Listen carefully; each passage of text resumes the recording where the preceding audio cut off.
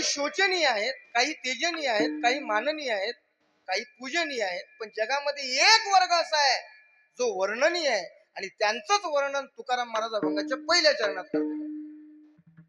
धनवित कुळे धनवित कुळे धनवित कुळे धनवित कुळे धनवित कुळे धनवित कुळे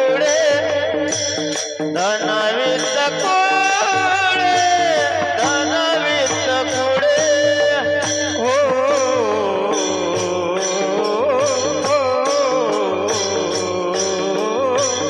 धनवित कुळे धनवित कुळे धनवित कुळे धनवित कुळे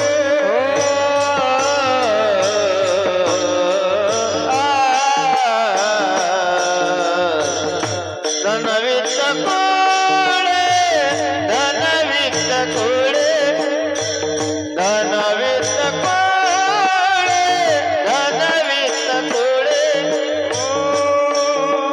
धनवित कुळे अवघियाने ते आगळे धनवित कुळे अवघियाने ते आगळे अवघियाने ते आगळे अवघियाने ते आगळे ज्यांचे नारायण गाठी ज्यांचे नारायण गाठी हो अवघियाने ते आगळे अवघियाने ते आगळे अवघियाने ते आगळे हो ज्यांचे नारायण गाठी ज्यांचे नारायण गाये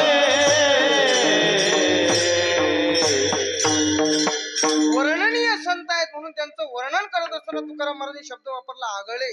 आगळे म्हणजे श्रेष्ठ. संत या जगामध्ये श्रेष्ठ आहेत. कशाने श्रेष्ठ आहेत महाराजांना विचारलं. महाराज सांगतात धन वित्त आणि कुळ तीन शब्द वापरले. संत धनाने श्रेष्ठ आहेत, संत वित्त म्हणजे ज्ञानाने श्रेष्ठ आहेत आणि संत कुळाने म्हणजे वर्णाने कुळाने संत महात्मे श्रेष्ठ आहेत.